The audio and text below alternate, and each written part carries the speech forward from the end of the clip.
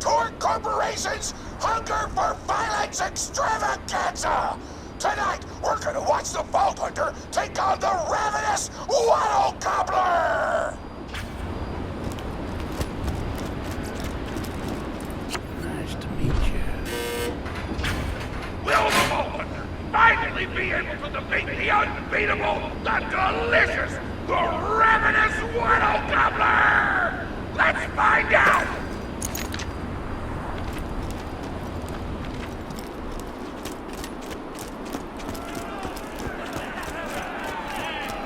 But first, I'm interviewing the only Torque contestant to survive a showdown with the Gobbler! Question time!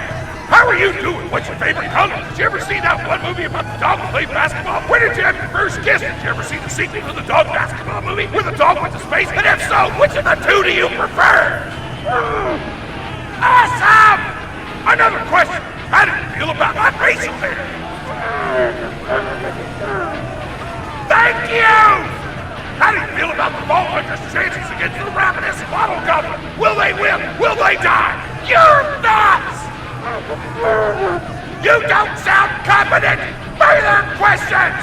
Who is the most attractive person on Pandora? That's an awful thing to say! Ellie's like a 10! Try expanding your definition of beauty, you chump! No! I'm done talking to you! Your grasp on body politics is lacking at best! Oh, looks like we're out of time! We'll be right back after a word from our sponsor!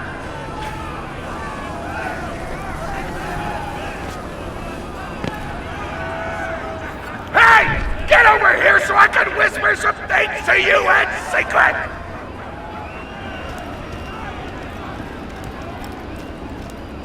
Real. The Gobbler fight is rigged. The Torque Board of Directors made the Gobbler unbeatable, so it eat all the contestants and get us a bunch of hits on the EchoNet. But I don't want you to die, cause you're cool, and oh crap, I'm not whispering anymore, my bad! You gotta get into the kitchen, kill everybody, and poison the Gobbler's food. Once the poison takes effect, you can kill him, dead so I can eat him! He looks delicious!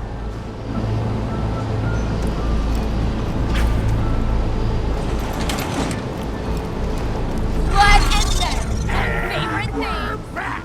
The Vault Hunter's in the kitchen, but today there's a new item on the menu. Murder! Vault Hunter, kill the chef! Never should have come here! Ready for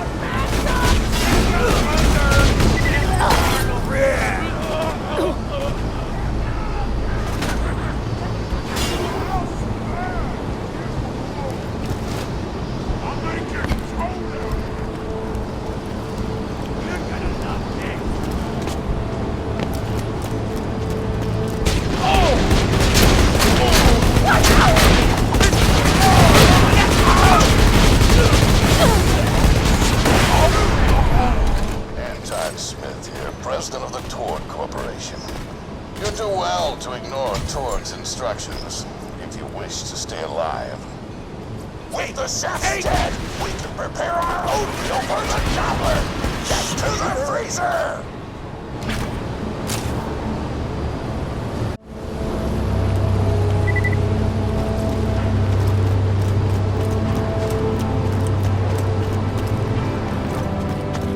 Damn, that door's locked! Let me activate my remote lockpicking program! My mom looked at me that way too! We do not allow contestants in the meat locker. Leave at once. We gotta choose some meat for the Gobbler's meal. Tug on the tastiest looking sky corpses. This is totally gonna get me fired, and I don't care! You've been looking at me, dead body. Shields are down!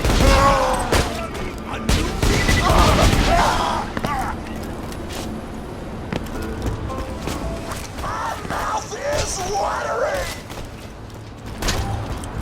I'm coming for you! don't like it. Love watching you Tribute, bleed out. get the Vault Hunter out of my kitchen. You fat-ass bastard!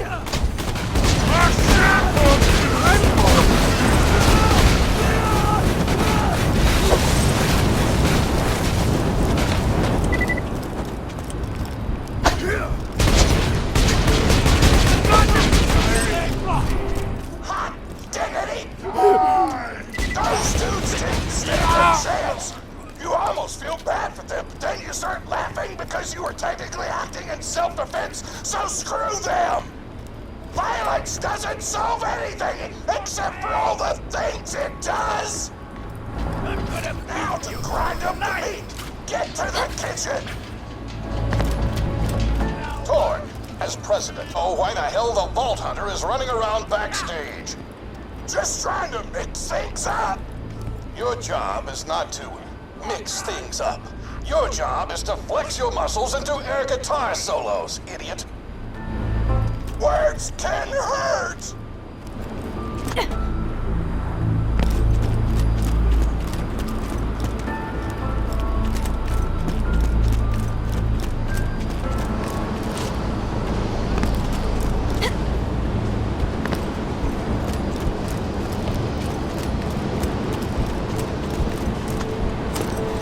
Let's get a grindin'!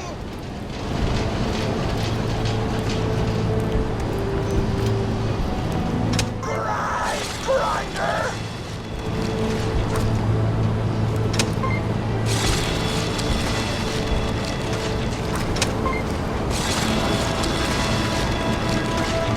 Delicious!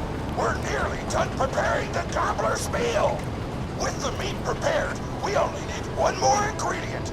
Deadly poison! Head to the Stabber Jabber nests!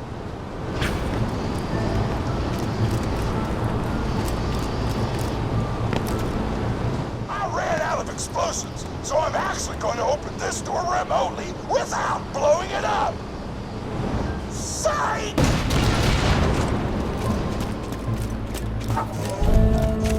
You know you're following an idiot, yes? Torg created his explosive gun tech, then sold it to us for $12 and a high five. We kept him on purely for PR reasons. But you both outlived your usefulness. Tribute, kill! By my command!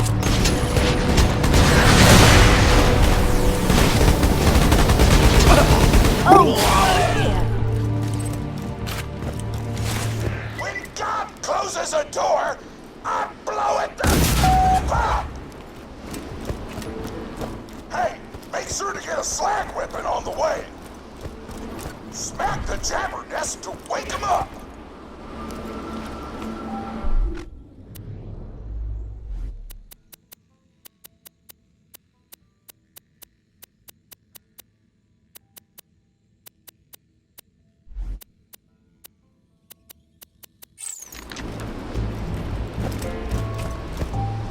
All right, now slag the jabber.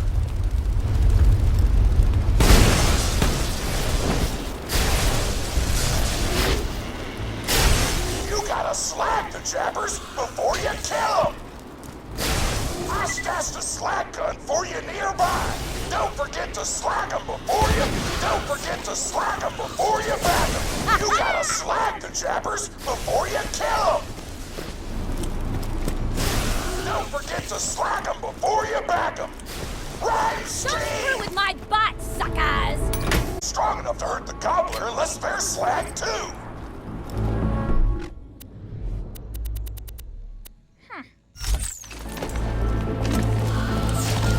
The poison glands ain't strong enough to hurt the Gobbler unless they're... You gotta slag the jabbers before you kill them. Don't forget to slag them before you kill it before the Screw with a slag girl and a wears robot! off. Tanner's told me a single slag jabber gland would be enough to kill a monster the size of a planet. So get a few more! Keep grabbing glands. I want the monster full of poison because poison is Right in the spicy and ring. spicy food is like an explosion before your mouth. Woo! You got all the glands! chance. Now pop them into the Gobbler's Respect dinner, the robot. and you'll be ready to fight them. Why do you insist on being a moron, Torg? This is why you lost a controlling share of your own company.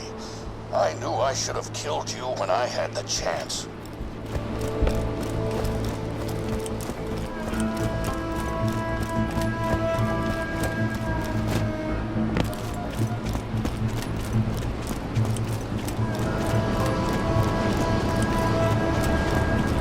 Now add the poison glands to the marination vat. Hit that button to marinate the out of that meal.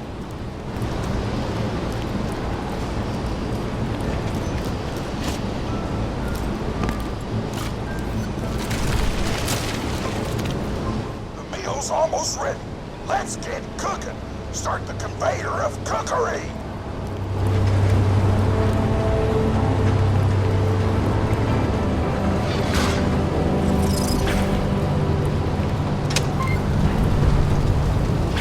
That's it. You've gone off script one too many times, Torg. Today's meal is canceled. Chefs, shut down that oven. We can't stop now. Protect the oven. I swear by my abdominal muscles, I will eat the ravenous Wattle Gobbler. Give me your name!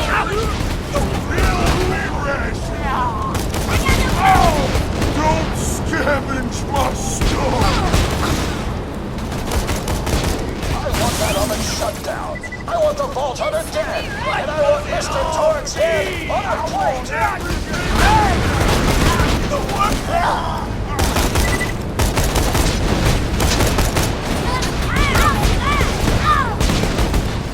Protect my buns. Something is going this way. Shakespeare!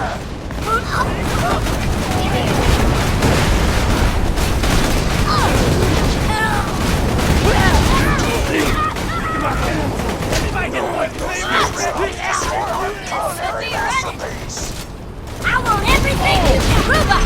Attack mode! Why not just head home, Vault Hunter? We build you an extra arm just for high five. This one's mine! They shut down the oven. Our food is getting cold.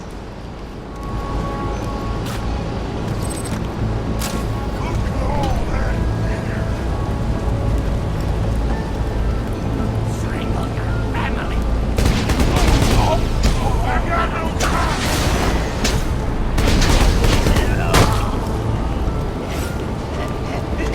You're bringing a tear to my eye. Food's done. Go get it. Don't screw with my butt, suckers! I made finger pizza just for you.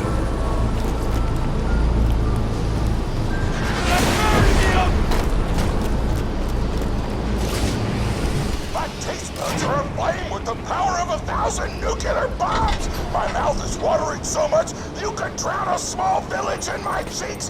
The taste apocalypse is upon us.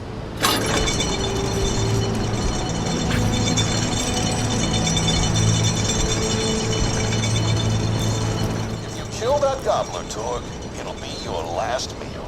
The board of directors and I can guarantee that.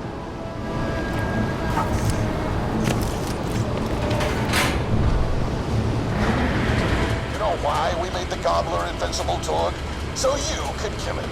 After dozens of failed attempts by other contestants, you were supposed to finally kill it on camera while wielding our most expensive guns. You would have looked like a hero. Why be a hero when you could eat one? You are the dumbest person in the world. I paid several other contestants to kill you if the Gobbler can't, Vault Hunter. You and Torg will pay for your idiocy. Here comes the Ravenous Wattle Gobbler! We've replaced this creature's normal food with poison! Let's see if he notices! He took the bait! Now just don't die until the poison takes effect! Wattle Gobbler!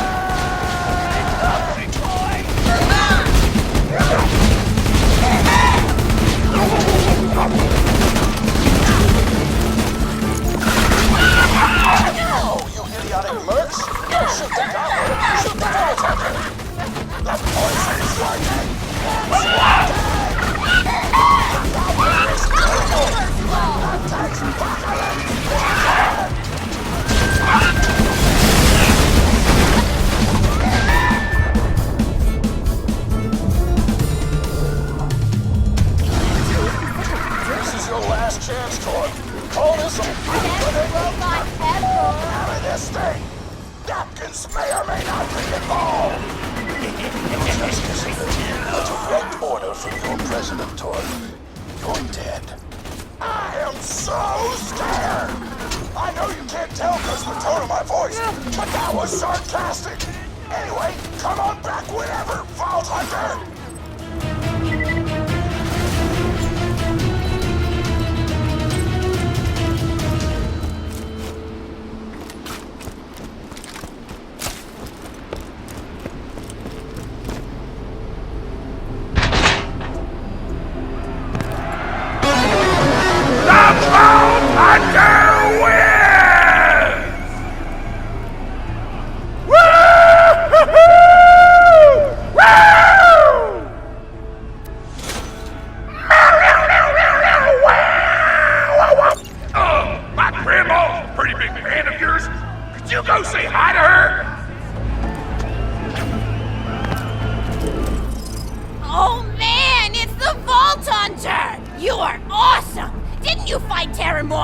I fought a big creature like that once. He was a big whale squid with 100 tentacles. You ever thought anything with tentacles? Oh, of course you have. Terramorphous had tentacles. How silly of me. Now, where was I? I am so sorry. All right, the whale creature. His name was Blowhole the Apocalypse. I called him the Apocalypse for short. And he attacked my hometown of Tsunami's Edge when I was but a little girl. You ever been to Tsunami's Edge? Great town, nice beaches, great food, and the cost of living is just so low. Even being a single grandmother and working part-time in a scat meat processing factory, I was still able to provide for little Mr. Torg. We may not have been able to afford the finer things in life, like food, but we got by. After all, Mr. Torg and I didn't have anything but one another after that horrible gas leak blew up the iridium mine, killing my son and his lovely wife. From that day onward, my little Mr. Torg vowed to conquer explosions themselves in an effort to avenge his fallen parents, and... oh man, I forgot what I was talking about. Where was... oh right, the Blowhole the Apocalypse! So anyway, I was wrestling Blowhole to the ground, and I had my bicep curled around his blueberry throat. Blueberry? Sorry, I meant to say blubbery. I've got blueberries on the brain, I guess. I grow them in my backyard. Mr. Torg helped me plant them. Thanks again for that, grandson. I love you, Grandma! Anyway, I have my bicep around his blubbery throat, and Mr. Torg starts crying because he really likes whale squids and he doesn't want to see me hurt one. They are the princes of the ocean! So I let the whale go after giving it a punch in the eyeball so he'll remember me, and it swam away into the ocean. And then I had Mr. Torg drive me to the ice cream parlor. He got me Rocky Road, because Rocky Road's my favorite. I'm extremely partial to the way the marshmallows act like little landmines of flavor amidst the battleground of chocolate. What's your favorite flavor of ice cream? Is it pistachio? I bet it's pistachio. Oh, that reminds me! You'll never guess who I saw today! Pistachio the Amazing!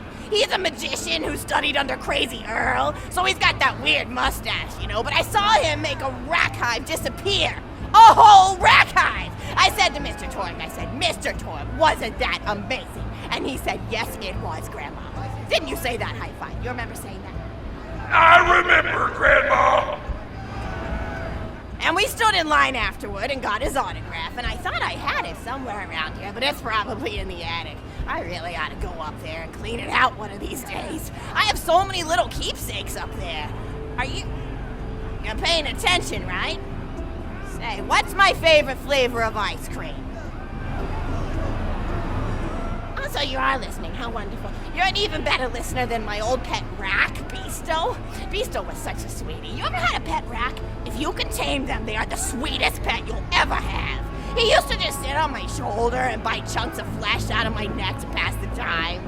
I still remember the way he used to tweet. He went, tweet, tweet. It was so cute. I had a conversation with him once. I said, Mr. Beasto. He liked being called Mr. Beasto. It made him feel like an aristocrat. I said, Mr. Beasto, you're looking very cute today. And he said, oh, thank you, that's so nice. Or he tweeted in a way that made me know that's how he felt. And then he lowered his little head like he was taking a bow. It was adorable. Beasto was my third pet rack. First I had Woody. He got hit by a train. Then I had Anita. She got shot up trying to take vengeance on the train that killed Woody. And then I found Beasto making little poops on the windmill outside our house. After Mr. Torg and I wrestled her to the ground, I did a flying pile driver off a nearby tower tree. Got him straight in the spine and brought him down. We brought him in and fed him some skag steaks until he decided he loved us. I still miss Beasto sometimes. He just died of old age. Racks don't live much longer than a few years, but I treasured the time we had together. Poor Mr. Torg. When Beasto died, he cried for a week. The kids made fun of him at school, but I told him not to pay them any mind. Being in touch with your emotions is not a character flaw! That's right, High Five. Is something wrong? You look confused, Vault Hunter. Oh, you probably haven't heard anyone call Mr. Torg High Five before. The world may know him as Mr. Torg, but the Flexingtons always refer to him using his middle name. It's a Flexington family tradition, after all, to use your grandfather or grandmother's name as your own middle name.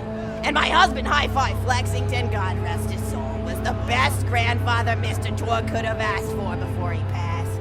He taught Mr. Torg dang near everything he knew about firearms. Without High Five's teachings, I don't think the Torg Corporation would exist at all. Gosh, I still remember the first gun Mr. Torg tried to make after his parents died. A Jacobs shotgun with a stick of dynamite attached to the barrel. Torg nearly blew his face off, but he got up, dusted his mustache off, and swore that by the time he reached the age of 11, he would make a gun that fired explosions without killing the operator. And by golly, he did! It took a couple of dozen prototypes before he got the right combination of gun parts and explosives right. But once he did, woo-wee! I'll never forget the plume of smoke that used to be my neighbor's homestead. They were jerks though, so it's okay.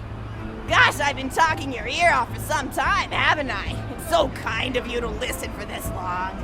I've taken up too much of your time already. Please don't feel like you have to stick around any longer. As a matter of fact, take this for giving this old woman some company. Woo!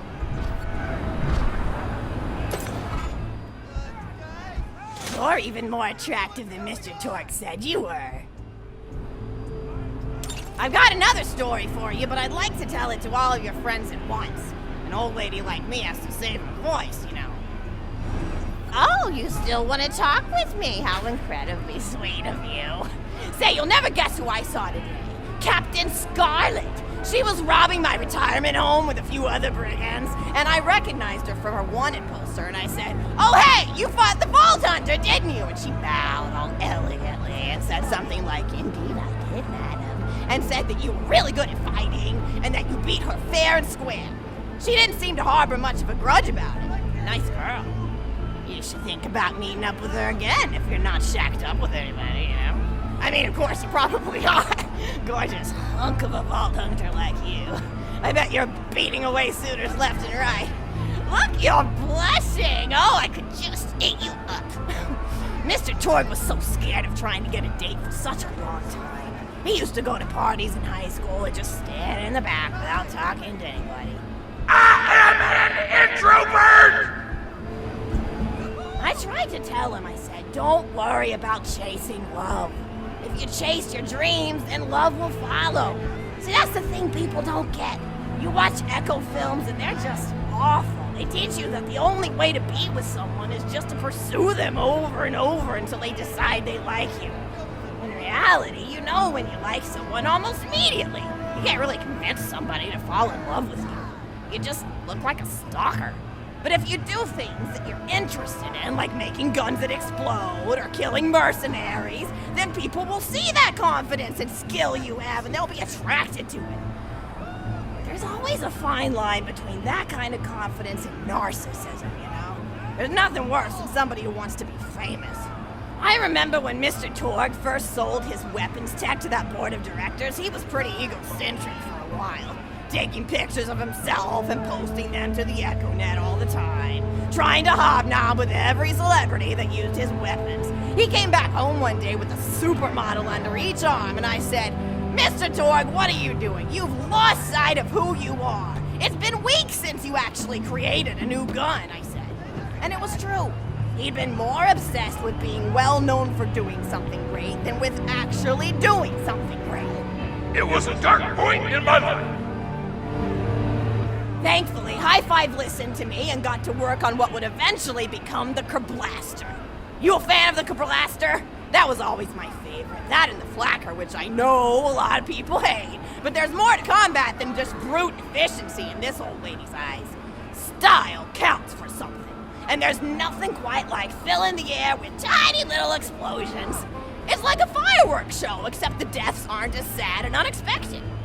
Actually, that reminds me, now that you're here, I wanted to throw some ideas at you for feedback. I'm a playwright in my spare time, and I'm trying to write a story about an up-and-coming tournament fighter who tries to find love in a gladiatorial arena. And I figure you've got a lot of experience, so your feedback would really be valuable. So the play is called Broken Hearts and Broken Necks. Scene 1. Fade in on an arena just after a battle. Body parts litter the stage. A lone warrior stands in the middle of the stage, a spotlight illuminating her blood-stained armor. She stands, holding her sword triumphantly aloft. Valkyrie. Is there no warrior who can challenge me? Must I be destined to spend my life as the strongest, the bravest, the most invincible warrior this galaxy has seen?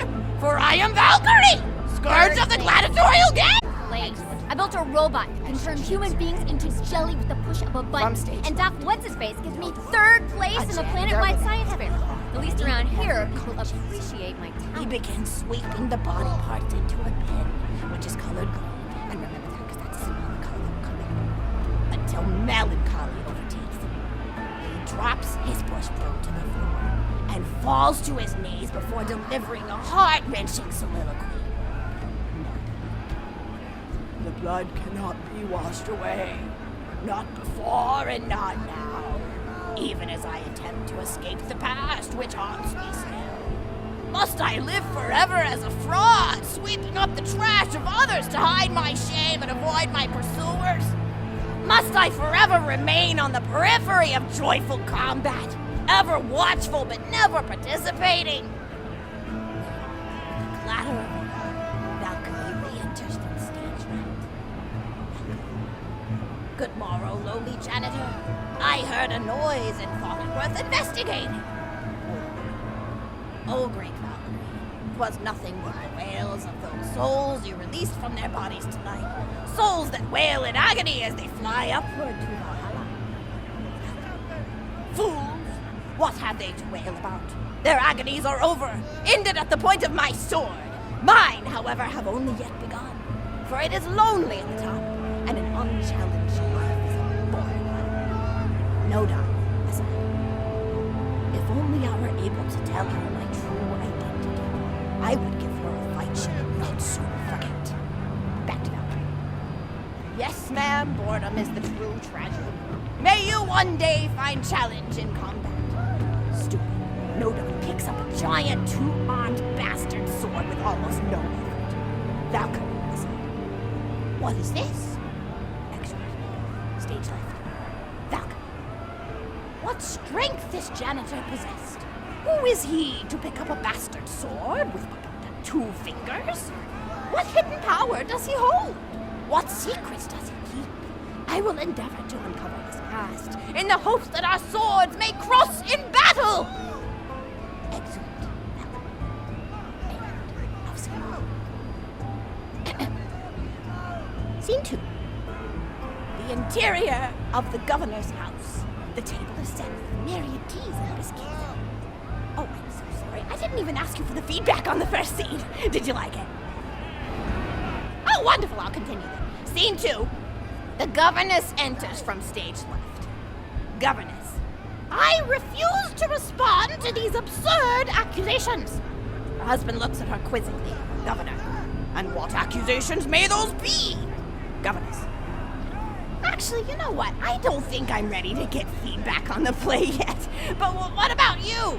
What are you up to? Tell Grandma Flexington all about it. I bet you've had some amazing adventures. Mr. Torg told me about the time you all played bunkers and badasses together. He said it was one of the most fun and welcoming experiences of his life.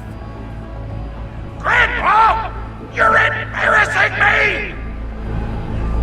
Sorry, sweetie, but really, you and the Vault Hunters are his first real pals. It wasn't easy for Mr. Torg to make friends at school when he had facial hair at age 8, pecs at 8.5, and dead parents by age 9. People found him intimidating, but I told him that he should be thankful for the fact that he looks different. Anyone who wouldn't be friends with you based on appearance wouldn't be a very good friend anyway. But he really does like hanging out with all of you. Most people these days want Torg to pose for pictures or blow something up by flexing at it. It's not often he gets to sit down and play games with people. Oh, speaking of games, did you play Going Back to the House yet? It's a new echo simulation about exploring a log cabin you lived in when you were a kid. There's no violence or anything. You just walk around looking at cereal boxes and remembering people you made out with. I really like where Echo Sims have gone in the past few years, don't you? There seem to be a lot more of them with interesting things to do beyond shooting people, and the writing has gotten so tight and concise. For instance, did you ever play The Samurai's Marker? The whole game's story was delivered through haiku. Did Zero write it or something? No, I'm just joshing. I know you're too busy for that. But oh yeah, I was playing at the end of the pointed gun last night on my Echo Sim player, and wow, is that funny. It's about a guy who punches people and smacks himself in the face with doors. Easily one of the best punch-related comedy sims ever. But oh, I'm really looking forward to this game called Robot Hunter Assault Squadron, which is this big randomized survival game about throwing bottles at trees and accidentally scaring birds. In the demo version, I scared a bird so hard it died. 10 out of 10 in my book. But what kind of things do you do for fun? You play any sports? You look like you might be into some of the more extreme stuff, like spine hurdling or psycho head volleyball. I knew an athlete a lot like you when I was younger. Her name was Nijo, and she was especially gifted at the giblet toss. That's an old pastime we had back when I was younger. Idea was you punch a convict, and then see how far you could make their viscera fly across a big field. You got points based on distance and the size of the viscera. She won the final round of the giblet toss championship by getting a left eyeball to cross the 300-meter mark. They said she was juicing with iridium, but I think they were just angry that she dethroned the reigning champ, misogynistic Jeff. People really liked him for some reason. Hey, what's your favorite food? Mine's burgers, personally. People look at you like you're a pleb or something when you say you like burgers, but just think of all the things you can do with them. You can change out the patty, play around with the toppings, change what sides you have. You ever have a burger with veggie chips? Gosh, I all but forgot about fries for about a year after I discovered the veggie chip combo. And I'm not a vegetarian or anything, but those veggie patties they make on the more upper class worlds are crazy good. Better than real meat if you cook it right. Mr. Torg tried to be vegetarian once after he saw a fluff bear get run over by a truck. How long did you last again? 12 seconds! Barely even finished the word vegetarian before he lunged at a skag chew I was holding in my left hand. Nearly lost a finger. Granted, he's always been partial to skag chews or skag bacon. Don't know why, since I always felt like skags tasted like old tires and vomit. But to each his own. Taste is a funny thing. People say your taste buds get more refined as time goes on, but they actually get worse and worse. So when Mr. Torg used to refuse vegetables as a kid, it's because he was actually tasting how awful they were. When we old folks eat vegetables, we're only okay with it because we can't taste all the gross vitamins and stuff. Granted, vitamins are what have kept me going for as long as I've been going. You get enough B12 in your system and you can headbutt a freight train without so much as a bruise. That reminds me, I need to get my pills ready for the rest of the week. I have one of those little metal containers split into different sections for each day. It's really helpful. And the sides are sharp enough that I can use it to ward off burglars if I need to. What else do I have to do this week? Probably head to the bazaar, pick up some frozen spider and flanks. Gotta bring my coat though, because it gets kind of chilly in the freezer section. What else do I need? Oh, I need Schwartzman's candy drops. Gosh, those are delicious. They're so smooth and sweet. Just thinking about them, I could go for one right now, couldn't you? Do you think you could go find me one?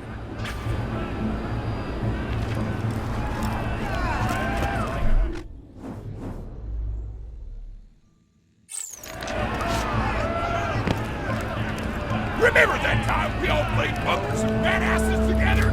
I'll treasure that moment.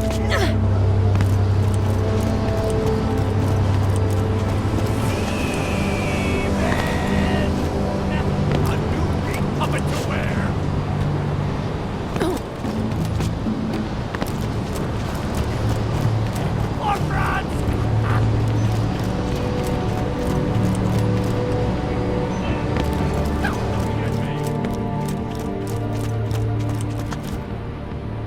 Eat metal death!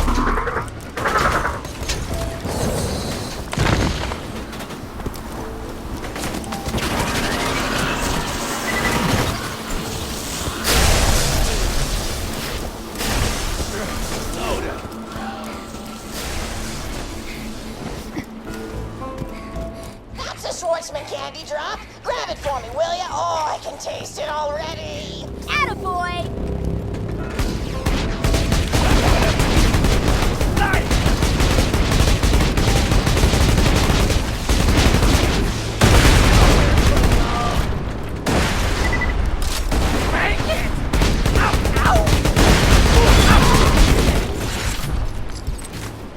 Well, bring it back here and I'll finish my story.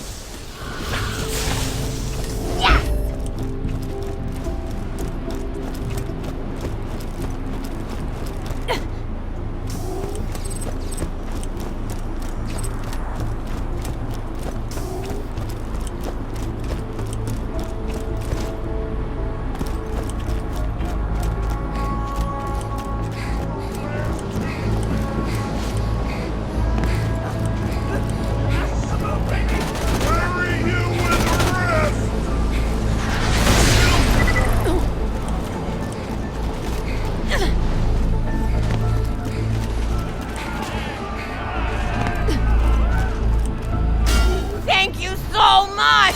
I'll eat this later while sitting by the fireplace telling Mr. Torg stories of days gone by. There's just nothing like a good roaring fireplace. Screw with my butt, Something suckers! healing and safe. Love your butt! Maybe that's why our family likes explosions so much. They're basically just big fireplaces. Every explosion feels just like coming home. Oh, maybe that'd be a good slogan for the Tor Corporation. Don't you think? High five? Oh, don't be silly. It's a wonderful slogan and you know it. I used to come up with slogans for a living when I was in my teens. I came up with the jingle for Professor Gunsight's Can't Miss Scopes. How'd it go again? Oh, yeah! If you try to shoot but you miss a lot, then give Professor Gunsight Scopes a shot. Ha! And then they played a gunshot sound. It was cute. Gosh, I've been talking for a while now, haven't I? Thanks for bringing your friends to listen to an old woman ramble for a while. I can't tell you how great it is to have somebody new to talk to, especially a vault hunter. Oh, and one more thing. No, actually, that could probably wait. Just something about vaults and the end of the universe. Anyway, here. I always spoil my friends, just like I spoiled my grandson. Enjoy it! Conversation!